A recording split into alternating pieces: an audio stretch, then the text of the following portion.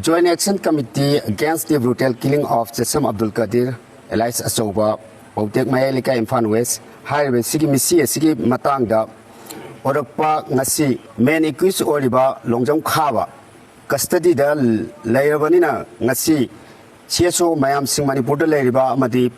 Iramdam Asiki, Ahlaman Singh Amadi, Siga Lonana, Apunba, Mifamama, Hamaba Matunda, Nasi, Warip Kara, Loki, Maroiba Warip Singi Manunda, Haiba, Chesam Abdul Qadirgi, dead body ese. I could now low behind a soup, Lemnare, Loinana, Makia Changasi, Makata Boyna, I could now Magi, Matomang, Pang, Tokna Magidamakta, Hayang a Sigi, Pung, Mangata Vamatam, the Pautek Polo Ground, the Akoi Pantok Chagani, Aduga, Loinana, Sarkagi, Makadagi, Makata,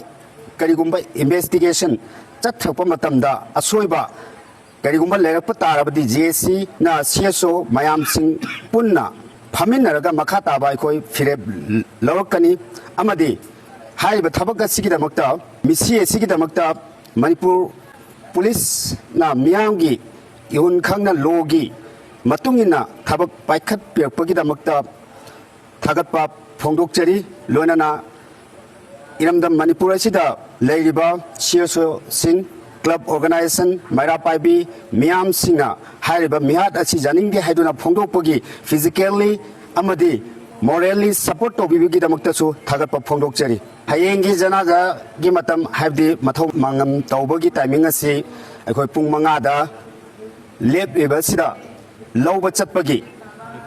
Dead body low budget pagi Miam Singh Saruk Jabio, Haribasi, Povitek, Pung Tramatoi Taba Matamda, Eko Kongsangani, Masikisida, Miam Punamak Saruk, Jamin Nasi, Aduga, Lonana,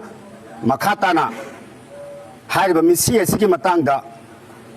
Ekoina, Tonganba, Kongjang Singh, Aduada Singhu, Matam Kragi Naikoi, Handok Sere, Aduga Karigumba, Makatana Harbe investigation Singh, Asida Asoiba, Aramba, Yorak Gade, Jesina, CSO Singh, Amadi Club Organization, Punsalaga, Makataba, Philip Akoi, Logagan.